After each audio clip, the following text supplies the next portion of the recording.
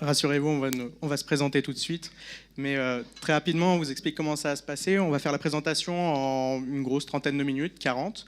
Et ensuite, ça va être un petit espace d'échange avec des questions, éventuellement une discussion libre pendant les dernières 20 minutes, ou 30 minutes si on fait plus rapide. Donc voilà, on va d'abord commencer par se présenter, vous expliquer un petit peu le contexte, comment on en est venu à mettre en place une démarche agile et à confronter les cultures projets et les cultures produits au sein de notre entreprise. Maur va vous parler des questions existentielles qu'il a eues par rapport à son rôle de chef de projet dans cette transformation, sachant qu'effectivement, on a tendance à opposer le projet et le produit, mais le « et », c'est plutôt un « et » liaison en l'occurrence. Et bien évidemment, cette démarche qu'on a mise en place, on a eu des épreuves, ça n'a pas toujours été facile, mais ça nous a permis d'obtenir des victoires derrière, et on va vous parler aussi de ces victoires avant de conclure. Alors très rapidement, qui sommes-nous ? On va vous présenter Volontis, qui est une entreprise qui a été fondée en 2001 par 3 ingénieurs. Donc, Volontis, en fait, nous sommes aujourd'hui sur le domaine de la e-santé, sachant que la différenciation que nous avons par rapport à des éditeurs, c'est que nous sommes sur du dispositif médical logiciel qui est marqué, soit un marquage CE quand nous sommes en Europe, ou FDA quand c'est déployé aux États-Unis.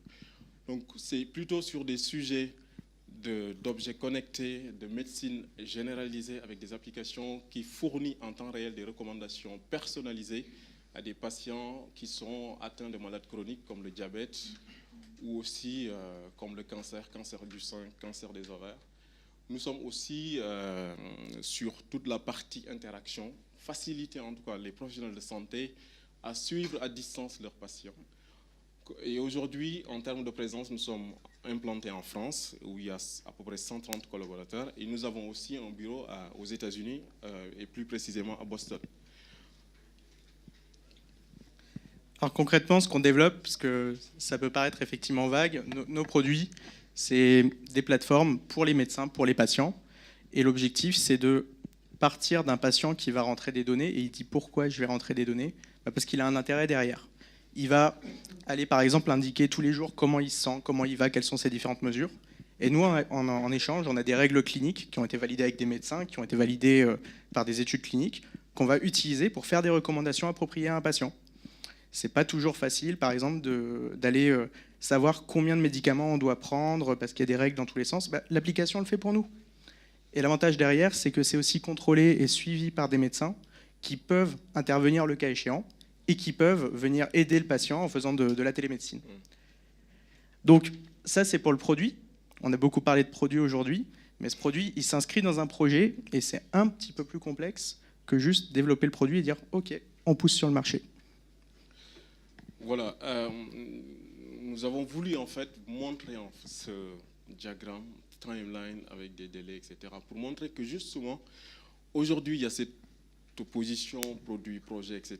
Mais nous considérons que la partie produit, en fait, fait partie intégrante d'un projet. Ce que vous voyez en vert là, en fait, c'est ce qui correspond vraiment au produit. Comme nous sommes en fait dans un environnement très réglementé, nous sommes aussi sur des stratégies. J'ai pas entendu. Non, du coup, il y a d'autres aspects. Exactement. Oui. Nous sommes sur des partenariats sur le long terme qui vont sur des années. Comme vous pouvez le voir, on a des stratégies médicales et marketing qui peuvent aller sur 5 ans. Donc le produit n'est qu'un composant. Et pour ce produit-là, effectivement, nous utilisons des méthodes Scrum que Damien va vous présenter. Mais il y a d'autres composants du projet en fait, qui vont au-delà. Tout ce qui est développement clinique, parce que les applications en fait, sont embarquées dans des études cliniques pour essayer de prouver que l'application a de la valeur pour puisse arriver à un marquage CE. C'est comme un médicament finalement en fait, pour avoir l'AMM et le mettre sur le marché, il va falloir démontrer de la preuve. Et pour ça, malheureusement, il y a des composantes qu'on ne peut pas gérer comme simplement un produit en développement. Parce qu'on fait appel, on fait des soumissions via des agences gouvernementales comme l'ANSM, et là, on dépose et on attend en fait des retours. C'est pas comme en fait le développement produit en tant que tel. Et que donc le projet en fait va au-delà de ça, et que cette culture produit, on le retrouve aussi en fait dans la manière de gérer le projet. Tout ce qui peut être adressé en termes de produits, on le fait, mais il y a des choses en fait sur lesquelles malheureusement on reste sur de la gestion de projet classique, donc avec des contraintes et des dépendances externes qu'il faut gérer. N'hésitez pas, si vous avez des questions aussi, que ce soit interactif. Bon, l'entreprise c'est bien, on est 130, on a plusieurs projets, plusieurs produits, mais ce serait bien qu'on se présente aussi. Alors, je te laisse te présenter, moi.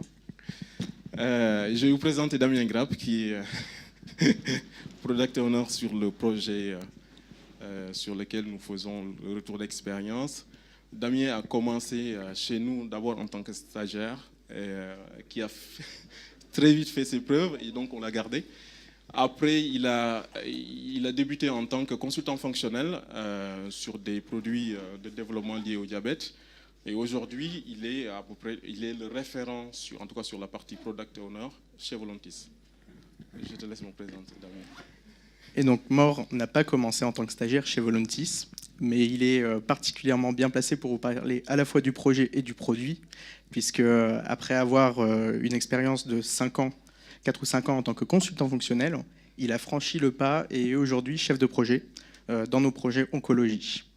Donc, il a les deux aspects, projet et produit, et donc à même de vous en parler. Et que donc, quelque part, je suis un peu très bien placé, en fait, pour savoir qu'il n'y a pas une contradiction entre une culture projet et une culture produit. Je pense que les deux, en fait, ça dépend du contexte.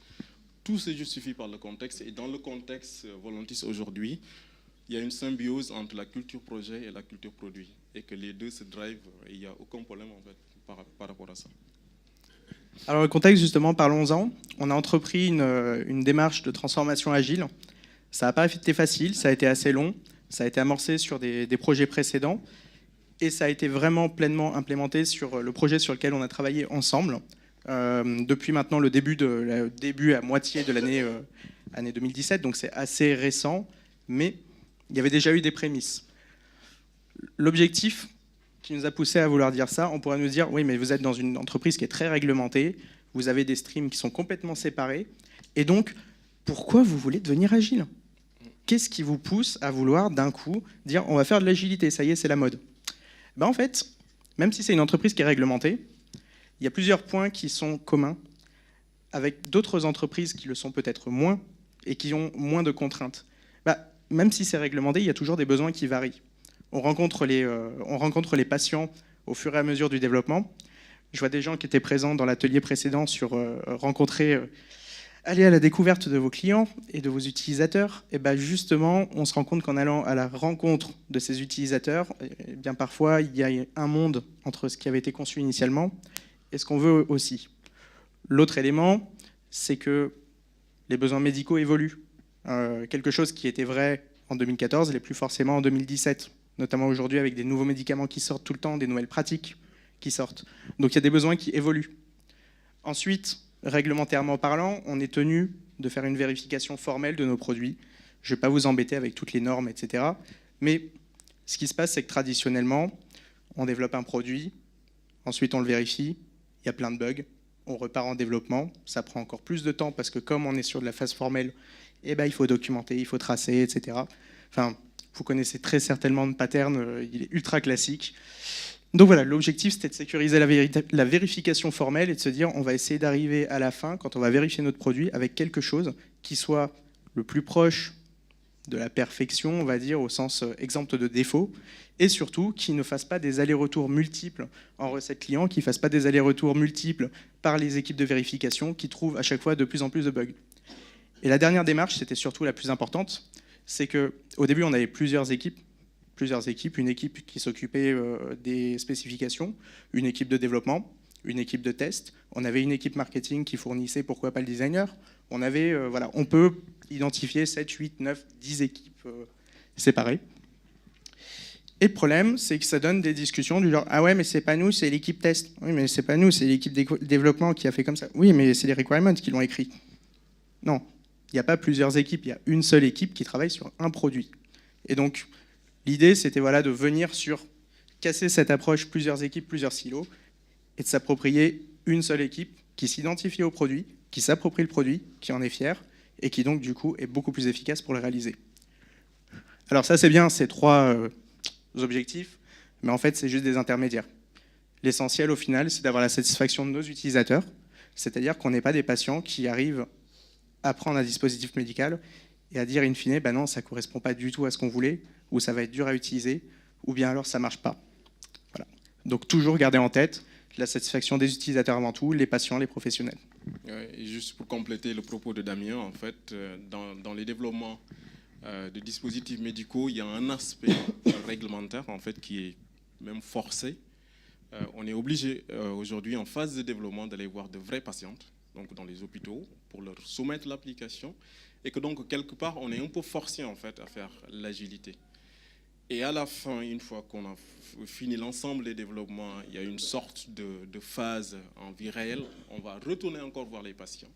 On va leur soumettre l'application. On va soumettre un certain nombre de scénarios risqués pour être sûr que ce qu'on va délivrer, ce n'est pas du médicament, mais quand même, il y a une analyse de risque qui est faite. Et on a besoin de ces feedbacks des patientes-là. Et ça fait partie du dossier technique qu'on va déposer au sein des autorités pour avoir un agrément, etc. Donc, quelque part, on est forcé. Donc, il n'y a pas d'antinomie entre un domaine qui est vachement réglementé et l'agilité. Je pense que, voilà, c'était juste pour ajouter ça. Alors du coup, des méthodes agiles, il en existe plein. On a choisi la plus célèbre d'entre elles, la plus utilisée, mais il y a quelques mais. Dans l'hypothèse, on vous dira, vous prenez Scrum tel que c'est ou c'est pas Scrum. Certes. Mais dans le médical, dans le réglementaire, on a quelques petites contraintes. On a de la séparation des rôles. Je vous parlais tout à l'heure de 9 ou 10 équipes qui deviennent une équipe. Effectivement, ça devient une équipe, mais en attendant, ils n'ont pas le même responsable hiérarchique. Il y a une séparation forte au niveau même de l'organisation d'entreprise entre un développeur et un testeur. Un testeur ne peut pas être développeur. Donc il y a quelques contraintes qui font qu'on ne peut pas avoir 3 à 9 personnes, 6 plus ou moins 3. On se retrouve plutôt avec une équipe de 13 personnes en l'occurrence dans notre projet. Donc c'est quelque chose d'assez délicat à gérer. Aller faire des daily meetings à 13 personnes pour tenir 15 minutes, c'est assez délicat. Aller faire des sprint planning avec 13 personnes dans la salle, plus le Scrum Master, plus le Product Owner, mais avec 13 personnes qui vont réfléchir sur des fonctionnalités, c'est pas évident non plus, c'est un peu plus long. Ah, il me semble entendre une remarque, pardon. Ensuite, il y a aussi une autre particularité, c'est que Scrum aime beaucoup attribuer des rôles. On parle de stakeholders, des parties prenantes, on parle de dev team. En pratique, la frontière n'est pas si floue. Quelqu'un qui est dans une équipe médicale peut très bien être un stakeholder au sens où c'est lui qui va aller comprendre les algorithmes médicaux qu'il faut mettre dans nos applications, et en même temps, il est impliqué directement dans l'itération, parce qu'il produit au même titre que les autres, c'est lui qui participe à la réalisation du design de l'application, c'est lui qui va dire comment on met par exemple les graphiques médicaux, qu'est-ce qu'il y a dedans, comment ça s'affiche, etc. C'est en interaction directe avec le designer, c'est pas du besoin, c'est de la réalisation technique. Pardon, désolé. Et l'autre conséquence, du fait qu'il y ait des stakeholders dans la dev team, et du fait qu'il y ait beaucoup de stakeholders aussi, c'est que comme c'est réglementé, un product owner qui normalement est le point d'entrée unique du client et de tous les stakeholders, j'ai essayé très fort, je vous le promets, mais je ne peux pas être expert médical, expert réglementaire, expert risque, expert... Au bout d'un moment, on explose. Donc, il y a besoin d'avoir un premier filtre, d'avoir des gens qui sont légitimes pour discuter avec le client. Et donc, on a des stakeholders qui vont être de plusieurs pôles qui vont discuter avec le client. Donc, il y a une multiplication des interfaces. Voilà, donc c'est trois compromis, on va dire, 3 adaptations qui ont été faites par rapport à Scrum. Mais pour rester simple, on va dire que c'est du Scrum. Et là, je vais vous parler, en fait, ce que beaucoup de chefs de projet, en fait, qui travaillent dans des organisations projets classiques ont vécu le jour où on leur a demandé de passer en agile, en Scrum. Parce qu'aujourd'hui, il y a une différence énorme entre la littérature, en tout cas le cadre théorique de Scrum, et ce qu'on retrouve réellement au sein des organisations projets. Et parfois, on a un coach en fait, qui débarque du jour au lendemain, qui va nous expliquer en fait, maintenant comment on doit travailler. Et la plupart du temps, il y en a qui le font vraiment avec intelligence, en essayant de comprendre d'abord le contexte, etc., avant de donner des orientations. Et il y en a d'autres qui sont beaucoup plus puristes, on va dire, qui vont se caler, en fait, qui vont essayer de se caler par rapport à ce que la littérature dit. Et en termes de rôle, malheureusement, aujourd'hui, il n'y a pas le chef de projet, n'est pas un rôle agile, en fait. Et que donc, dans l'organisation, tu peux peut-être... Dans l'organisation, on présente un joli tableau, en fait, et le chef de projet se demande, mais où est-ce que je me situe par rapport à ça?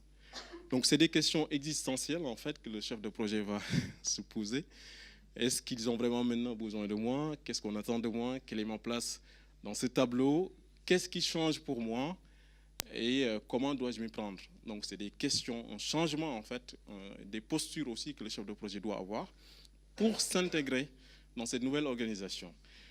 En tout cas, moi, ce qui m'a aidé par rapport à ça, c'est de me dire, ce qui compte in fine, c'est l'objectif. Est-ce que l'objectif que j'avais au départ, quand on m'a confié ce projet-là, par rapport à cette nouvelle méthodologie, etc., est-ce que c'est ce même objectif? Et après, en termes de leadership, on était plutôt dans des organisations projets classiques, des leaderships plutôt directifs. Et là, on va devoir changer sous forme de leadership collaboratif. On écoute plus, on essaie de comprendre et aussi essayer de voir comment on peut être utile à l'équipe. Écouter, donc c'est pas très simple, parce que franchement c'est très difficile, parce que là le chef de projet tout puissant qui décidait, qui était le garant de la communication, qui disait ce qu'il fallait faire du jour au lendemain, en fait on se retrouve en tant que stakeholder, et parfois c'est très difficile à vivre, mais dans tous les cas, en tout cas moi ce qui m'a le plus aidé en fait, c'est de me dire c'est quoi l'objectif, c'est quoi mon objectif, et me recentrer en fait sur l'essentiel. Et voilà, d'une manière générale, ce qu'on constate lorsqu'on met en place en fait cette méthodologie-là, il y a des mutations du chef de projet. Soit, ce qu'on constate le plus, c'est que le chef de projet devient un Scrum Master, donc qui est là pour garantir le process, etc. Ou le chef de projet se mue en product owner parce qu'il comprend quand même en fait le besoin du client, etc. Ça peut être parfois facile. Ou le chef de projet prend une posture de manager agile. Mais ça, c'est plutôt dans des organisations où il y a plusieurs petits projets avec un product owner, un scrum master, et lui, il joue un rôle de manager agile. Dans mon cas, je suis resté chef de projet parce que, comme vous l'avez vu sur la slide des composants projets, ce n'est pas seulement un produit que nous développons, c'est un projet qui va au-delà du produit et que nous sommes donc dans un contexte de forte coordination et qu'il fallait quand même quelqu'un qui garde, donc la vision produit, c'est toujours le product owner, mais une vision stratégique sur le long terme, sur les partenariats, sur aussi en fait la manière dont on adresse le projet jusqu'au marché. Et ça dépasse largement en fait le composant produit. Aujourd'hui, franchement, je le vis, ma vie a changé par rapport à avant, parce qu'avant, qu'est-ce qui se passait, c'est que en termes de planification, par exemple, j'ai demandé à l'équipe de me faire avec une délai. Et la semaine prochaine, je voudrais, si possible, que vous me fassiez en fait une estimation du reste à faire. Et que donc, à partir de ces inputs-là, je mettais mon planning et je dis, bah, écoute, ça va être ça. En juin 2017, je ne sais pas, je donne une date, nous devons livrer. Mais ils m'ont donné en fait une estimation presque au pifomètre, en fait, parce qu'ils n'ont pas tous les éléments pour le faire. Et que donc, moi, j'étais obsédé par les dates, j'étais obsédé par l'engagement que nous avons pris par rapport aux clients. Et aujourd'hui, la responsabilité, en tout cas l'engagement est partagé et je fais confiance à l'équipe. Donc on a déroulé 3-4 itérations pour avoir une sorte de vélocité et par rapport à ça, nous avons, par rapport au travail du product owner, nous avons projeté en fait une fin de projet et ça, nous l'avions fait en septembre et jusqu'à aujourd'hui, ça tient. Les jalons que nous avions planifiés jusqu'à aujourd'hui, ça tient. Alors qu'avant, on était incapable de tenir un engagement sur presque un mois. Et que donc, le chef de projet, à un moment donné, il s'est dit, finalement, en fait, je trouve mon compte dans cette méthode-là. D'accord, d'accord. Ouais. Et cette dynamique, finalement, en fait, je me suis dit, bah, c'est finalement des opportunités pour moi. Je vais essayer de saisir cette opportunité pour à la fois bâtir une relation de confiance avec le PO, le Scrum Master et l'équipe. Parce que je pense qu'à un moment donné aussi, en fait, c'est eux qui font vraiment le travail, ce sont les vrais artisans en fait, de l'application, c'est eux qui le font. Et je me suis dit aussi, en fait, c'est l'agilité, en fait, nous permet, en tout cas, chef de projet, de pouvoir s'appuyer sur une équipe soudée, une équipe engagée et responsable. L'engagement sur les délais, ce n'est plus le chef de projet qui va s'engager, c'est l'ensemble de l'équipe qui s'engage. Et moi, je me mets en fait en grand facilitateur. Je ne remplace pas le Scrum Master, mais sur des sujets un peu plus touchy, en fait, je prends les points. Et l'équipe commence aussi à se rendre compte que le chef de projet est utile. Il nous permet en fait de ne pas être dérangé tout le temps par le top management et de se focaliser sur l'objectif. Le Scrum Master, oui, il est en fait le facilitateur du process pour l'équipe. Exactement. Mais parfois, il y a sur des sujets qui sont beaucoup plus compliqués, où là, en fait, le Scrum Master fait appel au chef de projet pour l'aider. Par exemple, ça peut être trouver une nouvelle ressource qui va designer tel ou tel. Ça, c'est pas typiquement le rôle du Scrum Master. Donc, sur des sujets qui sont un peu plus compliqués, en fait, il fait appel au chef de projet pour l'aider à décanter la situation. Et puis, je me suis dit aussi, ça va me permettre de me recentrer sur ma vraie mission, donc une mission de coordination de l'ensemble des streams, donc médical, réglementaire, produits, etc. Les chefs de projet ont eu demandé en fait de presque tout faire. Aujourd'hui, en fait, il y a une vraie valeur ajoutée à rester sur la coordination de l'ensemble des streams qui permettent au final de réussir le projet, le produit et le projet en même temps. Avant aussi, il y avait une chose en fait qui s'est passée, c'est qu'en termes de communication, moi j'organisais des weekly. Donc je venais, je présentais un planning et je disais, écoute, voici les infos. Alors qu'aujourd'hui, en fait, j'ai même pas besoin de ça. C'est du management visuel. Le matin, au daily, en fait, on a l'ensemble des informations. Donc c'est l'information qui circule. Et je pense que c'est bénéfique pour l'ensemble de l'équipe. C'est bénéfique aussi en fait pour le chef de projet. Donc il participe aussi en fait à faire vivre cette équipe-là. Alors, en mettant en place cette séparation des pouvoirs, on va dire, entre d'un côté le chef de projet et de l'autre côté le chef de produit, on s'attendait effectivement à avoir des difficultés, mais on a voulu le mettre en place déjà pour vraiment, une petite faute, désolé, pour vraiment séparer les responsabilités dans le produit, dans le fonctionnement du produit, mais tout en sachant qu'il y a quand même quelques compétences qui sont communes, voire même il y a un recouvrement parfois dans ces compétences entre le chef de projet et le product owner. Et surtout, on savait qu'en faisant ça, on allait pouvoir mettre en place, et c'était extrêmement important, un pilotage bidimensionnel. Bidimensionnel où on va avoir une succession de filtres qui permettent au final de gérer de manière plus simple le produit, le projet et au final l'avènement, la mise sur le marché de notre dispositif. Donc les responsabilités... Oui, ça c'est une définition rapide en fait. Un projet, c'est une entreprise temporaire qui est décidée pour atteindre un objectif. Et cet objectif-là, ça peut être sortir un produit, un service, etc. Donc, quand on regarde les deux définitions, en fait, produit qui est un bien offert pour répondre à un besoin, etc., parfois ça se recoupe. Et aujourd'hui, en fait, en tout cas dans notre cas, le produit fait partie intégrante du projet. Et que l'intelligence que nous avons eue, en fait, c'est un binôme qui a bien fonctionné avec Damien. Et au départ, c'était pas simple, mais pas avec lui, parce qu'il y a eu des changements. Mais voilà, quand il a rejoint le projet, voilà, à un moment donné, en fait, on se repose l'un sur l'autre. Et il y a un recoupement de rôles qui se fait. Aujourd'hui, quand je m'absente, en fait, j'ai pas de problème à lui confier parce qu'il connaît absolument tout ce qui se passe sur le projet et vice-versa. Je me permets parfois aussi en fait, d'intervenir sur des aspects produits parce qu'il a confiance aussi. Donc cette relation de confiance qui fait qu'aujourd'hui aussi ça marche. Et en termes de projet, il y a toujours en fait les contraintes qu'on retrouve en termes de temps et de budget. Et Damien s'était positionné vraiment en patron du produit, et tout ce qui est périmètre et qualité, c'est son affaire.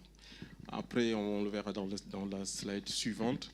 En termes d'arbitrage, tout ce qui touche au produit, c'est lui.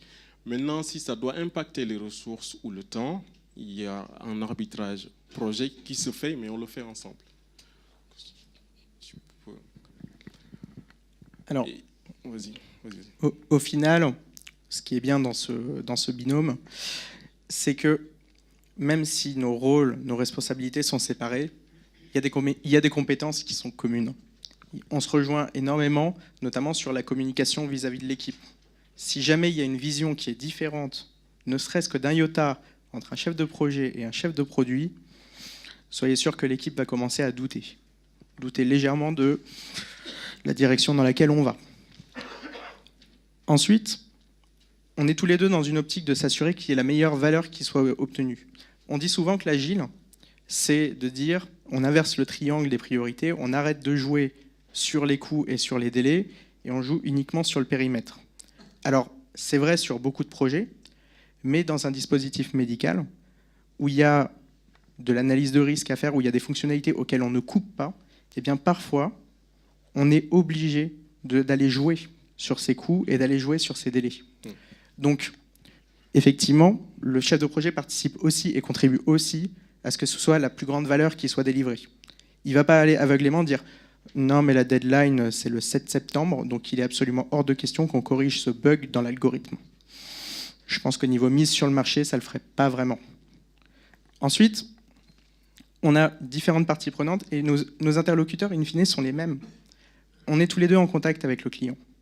On est tous les deux en contact avec les différents responsables de flux dans l'entreprise. Et, alors même si c'est peut-être un petit peu moins vrai pour le chef de projet dans les itérations, on est en contact avec l'équipe de développement. Oui. Pour vos interlocuteurs, de savoir à qui s'adresser.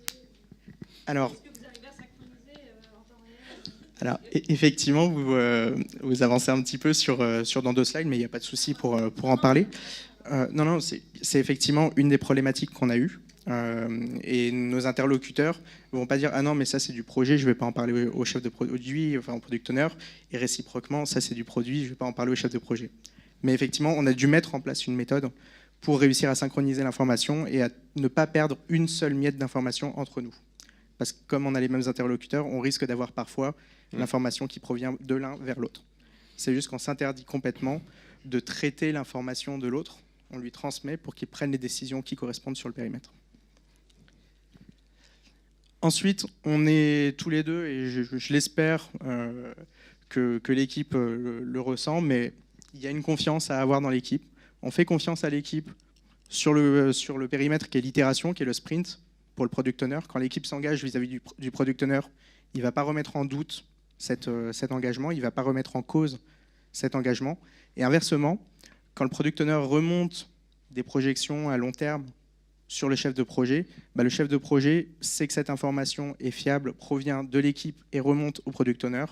Il n'y a pas à remettre en doute et à questionner sans arrêt ses décisions et ses estimations. Et juste pour compléter ce point-là, il y a les comités de pilotage, les comités stratégiques. Avant d'y aller, en fait, je travaille avec Damien.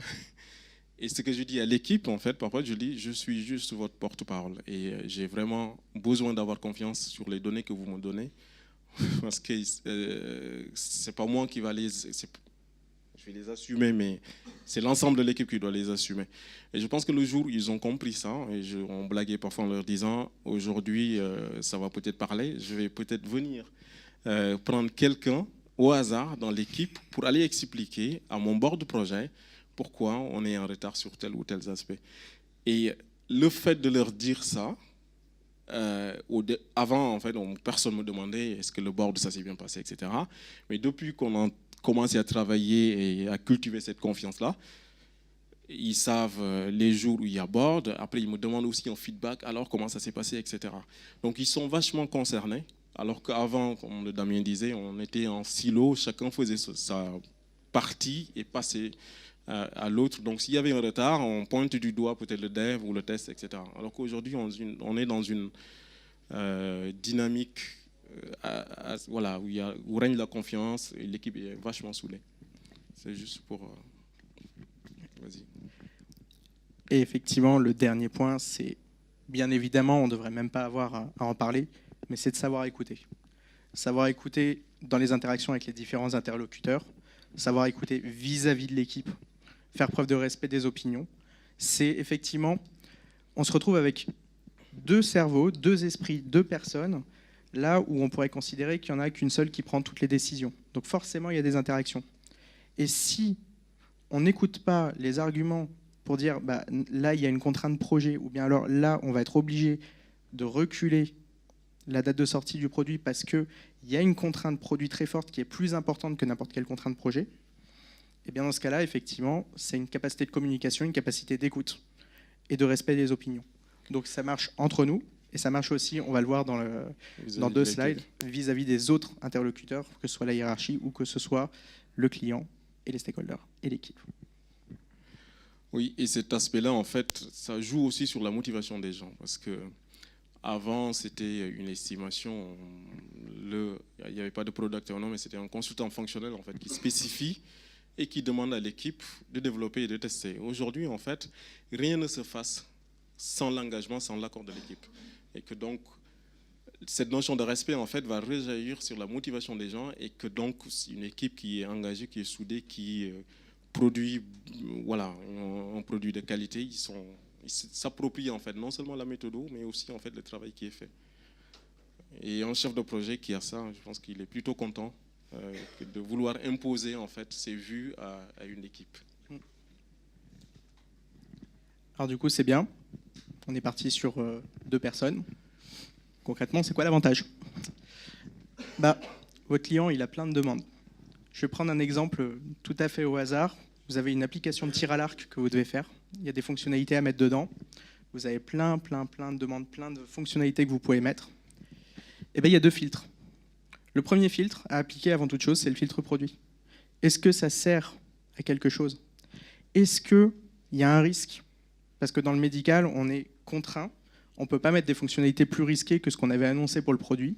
Donc si jamais vous êtes, je ne sais pas, dans une application où vous allez juste donner le carnet de vaccination et que d'un coup vous décidez d'équiper votre smartphone avec directement l'injecteur, la seringue, c'est légèrement plus risqué que ce que le produit était censé faire. Donc il y a un premier filtre qui est réduire les demandes à ce qui est pertinent pour le produit, à ce qui ajoute de la valeur pour les patients, pour les médecins, pas pour le client. Peut-être que le client peut trouver ça fun, mais au final, c'est le patient et le médecin qui vont utiliser l'application. Et surtout, il y a un élément que ce filtre permet de faire, c'est de dire, indépendamment du chef de projet, c'est-à-dire sans avoir recours à l'arbitrage au niveau du projet en disant j'ai une super fonctionnalité là, mais j'ai besoin de 2 semaines en plus, est-ce qu'on peut le faire ? Eh bien, il faut voir si on ne peut pas faire des arbitrages au niveau du produit déjà. Donc, c'est la responsabilité d'une personne, du product owner, avec consultation bien évidemment des autres membres de l'équipe, si besoin, de dire, ok, est-ce que je pourrais faire un échange à cet endroit-là et sortir plutôt du scope, sortir du périmètre, telle fonctionnalité pour faire face à telle nouvelle demande. Et dans le cas où le premier filtre ne suffit pas, dans le cas où on n'a pas éjecté dès le début, où on n'a pas décidé dès le début de garder la fonctionnalité sans contrepartie, c'est là qu'intervient le chef de projet. Et c'est là qu'effectivement, on a trouvé ça extrêmement pratique d'avoir 2 personnes différentes, parce qu'on a une personne qui est vraiment focalisée sur tout ça, et le chef de projet qui a peut-être, pardonnez-moi l'expression, mais autre chose à faire que d'aller traiter toutes les nouvelles demandes et de dire ça on fait pas, il se retrouve avec une charge allégée. Et ce qui arrive sur son bureau, c'est soit des trucs qui ont déjà été acceptés, soit des arbitrages à faire, et dans ce cas-là, il fait les arbitrages en conscience par rapport aux contraintes de projet en disant c'est important pour le produit. Et donc suite à ce deuxième filtre, c'est là qu'on décide vraiment de toutes les modifications qui peuvent être effectuées, et donc c'est là où on transforme la demande en effectivement une nouvelle fonctionnalité dans le produit.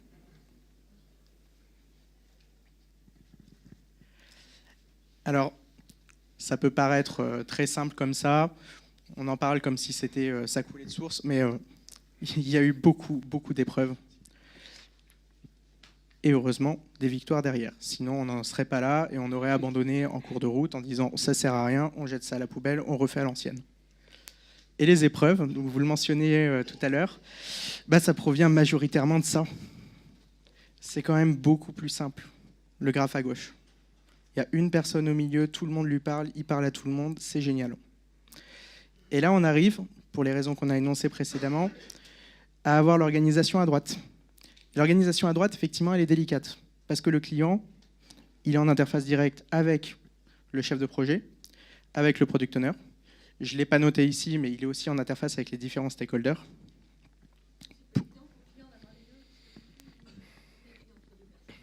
Ça s'explique en fait. Le client au départ, moi je lui explique sur les aspects planning, projet, contrat, etc. Son interface, c'est moi.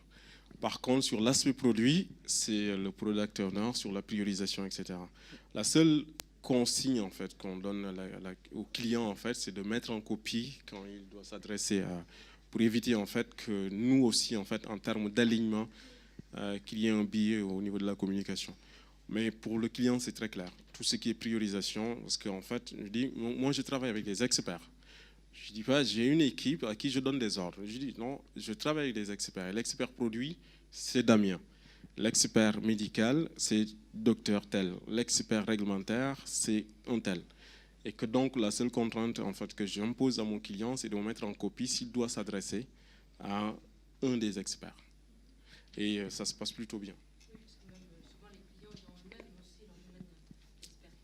Exactement.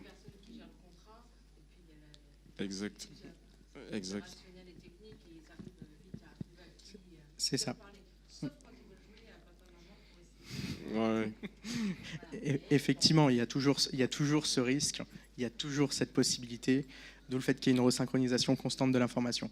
Et après, eux aussi, chez le client, c'est vrai qu'on a nommé un responsable chez le client qui est le product manager, mais eux aussi, ils ont leur pôle d'expertise, ils ont leur équipe médicale, ils ont leur équipe réglementaire. Et c'est pour ça aussi qu'on a nos experts internes qui, eux, prennent ces flux, filtrent, et derrière, le product owner qui centralise. Mais effectivement, même... Oui. Alors... Dans votre schéma, j'ai compris que c'était le chef de projet qui arbitrait in fine, c'est ça? Même si ça se fait en conférence quotidiennement, vraiment il faut décider. Comment vous gérez ça? Alors, déjà, si je peux juste répondre. Déjà, au niveau de la qualité, il y a une règle qui est fondamentale, c'est on lésine pas sur la qualité, c'est-à-dire la qualité du produit in fine. Par contre, là où on peut avoir un arbitrage, un impact, c'est sur les méthodes de test. C'est-à-dire que notre système qualité nous impose des tests, mais ne nous impose pas comment on va les faire. Donc on va décider, par exemple, pourquoi pas d'automatiser telle partie plutôt que telle partie, et c'est à ce niveau-là, c'est la seule marge de manœuvre qu'on a sur la qualité. Donc ça, il y a ce premier... Excusez-moi pour les questions, je vais juste vous passer le micro parce qu'on n'entend rien derrière. Oui, donc je me demandais comment a été géré un arbitrage entre, donc du coup, on va plutôt dire du périmètre de la solution, qui a déjà été secoué par le PO, et le budget. Je vais répondre sur cette question-là. Donc, si le premier filtre en fait ne permet pas, parce qu'il y a une contrainte budgétaire ou de ressources en fait qui est en jeu, ça atterrit en fait chez le chef de projet. Et le chef de projet aussi en fait a un board qui est composé des directeurs, etc. Si c'est sur des petits montants, etc., j'ai un responsable de compte à qui en fait je peux donner les éléments pour faire une proposition commerciale et voir avec le client si le client tient vraiment à avoir cette fonctionnalité-là. Si par contre c'est plus conséquent, moi je prépare en fait les éléments et je le soumets en board et c'est le board qui se prononce. Ce qui fait qu'en fait moi je vais pas en fait avoir ce problème-là à gérer. Donc voilà, je donne les éléments, tous les éléments à qui de droit et c'est à eux d'aller voir directement avec le client. Et le client souvent aussi en fait si c'est vachement impactant, il me dit, ce n'est plus à son niveau, c'est au niveau des achats, etc. Et que donc chacun en fait escalade et les personnes compétentes en fait vont adresser le point. Sachant qu'il y a une double préparation qui est faite. La première préparation, c'est effectivement au niveau PO, où je veux dire, ça, c'est extrêmement prioritaire. Si jamais on ne le fait pas, le produit ne sort pas. Maintenant, je passe ça à Mort. Mort, il va dire ça va coûter 3 milliards en plus. Voilà. Et ensuite, le board va dire, OK, ça coûte 3 milliards en plus, mais si on ne le fait pas, on ne sort pas le produit, on ne va pas sortir le produit. C'est ce type d'arbitrage qui est effectué, en ayant les deux types d'informations au préalable. Donc c'est là que, par rapport à un PO un peu traditionnel, le rôle est peut-être plus limité. C'est qu'effectivement, normalement, le PO a vraiment la toute-puissance sur le périmètre. Là, non, c'est de la priorisation. Et ensuite, si la gouvernance projet et si jamais au niveau stratégique ça passe, tant mieux. Sinon, on aura fait ce qui est le plus important. Et donc, c'est vraiment la gouvernance d'entreprise et la gouvernance projet qui décident à quel moment on coupe. Et le client aussi, en fait, il a trouvé son compte sur la pratique agile parce qu'au moment en fait, où on a contractualisé sur un périmètre, sachant qu'on est sur des domaines en fait, où ça évolue très vite. Et que donc, à un moment donné, on dit au client, le contrat, OK, mais à un moment donné, si vous voulez, parce qu'il y a de nouvelles fonctionnalités qui émergent, etc., on a toujours la possibilité de sortir dans le périmètre des fonctionnalités de la taille des fonctionnalités que vous demandez et qu'on le note quelque part ou qu'on le valide au niveau des comités de pilotage. Et que donc le client aussi très vite, en fait, il a trouvé son compte et quand le client sait qu'il y a encore des possibilités de changement, au départ, ça discutait, ça allait même jusqu'au juriste, etc. J'ai dit, écoute, si vous voulez, on va jouer entre guillemets au con, on va vous développer en fait le contrat comme il a été initié, mais vous passerez à côté des choses qui sont intéressantes parce qu'il y a des choses qui sont nouveaux, qui émergent et que ce n'était pas dans le contrat initial. Et que donc, quelque part, je pense que dans les prochains contrats, etc., ce serait bien aussi que des personnes qui ont déjà travaillé sur ces aspects-là contribuent en disant c'est peut-être dangereux de contractualiser en périmètre parce que ça change, ça bouge. Ou en tout cas mettre une sorte de clause qui permettrait de toucher en fait au... Donc ça a été bénéfique pour nous, projet, mais ça a été aussi bénéfique pour notre client et franchement ça a été beaucoup plus simple à gérer que de rester dans des configurations à l'ancienne qui étaient beaucoup plus rigides. Alors, pour revenir sur les problèmes qu'on peut avoir de séparation des rôles et donc de multiplication de la communication, il y a une autre épreuve qu'on a eue, mais qui au final ne s'est pas avérée une épreuve, mais plutôt bénéfique, c'est qu'on le voit, on va avoir un PO qui est beaucoup plus proche de la dev team, alors qu'on va avoir un chef de projet qui du coup est déchargé de cet échange incessant sur le produit qui est Parasite, et qui lui, effectivement, peut plus se consacrer soit aux échanges avec le board, soit à faire vraiment du pilotage direct. Alors je ne l'ai pas mis, mais effectivement, il est en interaction avec les stakeholders pour être vraiment au plus proche, non pas du produit, mais vraiment du pilotage projet qui s'étale sur un terme beaucoup plus long. Donc là, on a aussi une séparation et on a du coup ce parasitage du temps du chef de projet qui n'existe plus.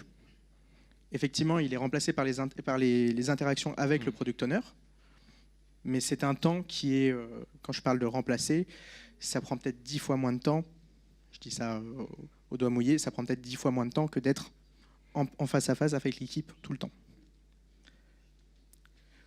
On a quand même obtenu des victoires grâce à ça. Oui, ce qu'on a obtenu, c'est qu'aujourd'hui, c'est assez clair, en tout cas en termes de périmètre d'intervention. Le product owner et le chef de projet, chacun sait en fait sur quoi il doit jouer. Ce qui a été aussi très bénéfique, en fait, c'est une démarche assez transparente vis-à-vis du client. Et qu'aujourd'hui, par rapport à une configuration à l'ancienne où quand vous allez demander au client de payer plus parce qu'on a dépassé le budget qui était alloué, c'était très compliqué. Aujourd'hui, en fait, le client, il voit tout dès le départ. Il y a un backlog, le client, il le voit, la priorisation se fait avec le client. Et que donc, c'est tellement transparent, en fait, que quand vous lui demandez, en fait, c'est beaucoup plus facile. Alors qu'avant, voilà, on était sous forme de tunnel et à la sortie, on lui dit, non, finalement, il va falloir payer plus ou il va falloir payer pour ajouter telle fonctionnalité. Alors qu'aujourd'hui, en fait, il participe, pas au jour le jour, mais en tout cas, tous les 15 jours, il est là, il donne un avis sur tous les 15 jours. C'était tous les 3 semaines. Toutes les 3 semaines. Tous les 3 semaines, il participe, il nous donne un feedback direct, etc. Et s'il voit qu'il y a des choses en fait qui auraient dû être faites, qui n'étaient pas dans le contrat initial, et il n'aura aucun problème à dire ajoutez-le, je vais essayer de voir comment on va s'arranger. Et inversement, il y a l'autre situation qui se présente. Je donne un exemple tout à fait fortuit. Il y a une fonctionnalité qu'on ne peut pas, pour des raisons d'analyse de risque, implémenter dans l'application. Allez, en tant que chef de projet, voir votre client en disant ta fonctionnalité, on ne peut pas la prendre, c'est trop risqué. Le client va rigoler et va dire qu'est-ce que tu connais en risque, toi? Tu es juste en train d'essayer de réduire le budget, tu es juste en train de clôturer ton projet à temps et de ne pas déborder, ou alors tu n'as pas de ressources à allouer. Et donc, il y a un mélange des genres qui se fait. Alors que si c'est le product owner qui est indépendant vis-à-vis du chef de projet, qui va voir le client en disant qu'il y a des problèmes liés au risque, le product owner sait de quoi il parle, le client peut remettre sa parole en doute, bien évidemment. Mais au moins, il y a un discours qui s'instaure uniquement sur le produit. Et si jamais il n'y a pas de problème au niveau du produit, il peut y avoir des problèmes au niveau du projet, mais c'est plus du ressort du product owner. Et donc ça, c'est une vraie victoire qu'on a parce que ça s'inscrit dans un discours effectivement de transparence vis-à-vis du client, où on n'est pas en train de cacher des raisons sous le tapis et de faire passer pour une contrainte produit ce qui est en fait une contrainte projet. Et ça, on en a beaucoup joué sur ces aspects-là. Parfois, j'avais vraiment besoin en fait d'un expert qui raconte au client pour qu'il croit, parce que avec ma casquette de chef de projet, en fait, il dit non, c'est juste pour gagner du temps. Ou si c'est le commercial aussi, c'est juste pour vendre. Mais si c'est vraiment quelqu'un du projet avec une légitimité en fait sur son périmètre, le client, il aura tendance à écouter. Et voilà, j'ai même pas besoin en fait d'aller forcer. Il suffit juste que Damien lui dise écoute, on peut pas le faire pour telle ou telle raison, ça passe. Mais si je viens tout seul en lui disant voilà, ça on peut le faire, il va tout de suite calculer, penser qu'en fait c'est juste des calculs pour gagner du temps, etc. Et donc on a vachement joué sur ça aussi. Et c'est pourquoi je dis franchement, il y a une vraie convergence à avoir. Et je pense que pour chaque projet, c'est le contexte qui doit déterminer. Si on était sur du développement juste produit, je pense qu'il n'y aurait peut-être pas besoin d'avoir un doublon chef de projet, product owner. Mais là, on avait vraiment besoin. Et sur la dernière victoire, c'est les engagements vis-à-vis du sponsor et du management. C'est ce que je disais tout à l'heure. Aujourd'hui, voilà, si l'équipe s'engage, moi je suis très confiant de le partager à la fois avec le client, de le partager aussi en interne. Et depuis septembre, les engagements que nous avions pris jusqu'à maintenant, en fait, on le déroule comme prévu. Et à un moment donné, on était même à 2 doigts d'avancer un jalon, ce qui n'a jamais existé dans des projets classiques, en tout cas chez nous. Voilà, c'est pour vous dire juste qu'à un moment donné, en fait, on s'est tellement focalisé sur la capacité de l'équipe, donc on calculait, bon, je ne vais pas rentrer dans le détail, une vélocité par rapport à ce qui restait à faire, en mettant des marges, des contingences risques, c'est juste hallucinant. Moi, j'ai jamais vu ça. 6 mois depuis septembre, oui, ça fait 6 mois, sur des jalons 9 mois, tous les... Depuis septembre, c'est 9 mois. Presque 9 fois. Ouais, exactement. Alors qu'avant, on était incapable de le faire sur 2 mois. Donc là, en tout cas, j'en trouve moins que des bénéfices. Après, là, on en parle. Au départ, c'était compliqué. Mais je pense que le résultat final, c'est ce résultat-là qui compte. Et aujourd'hui, voilà, on a une équipe qui est motivée, engagée.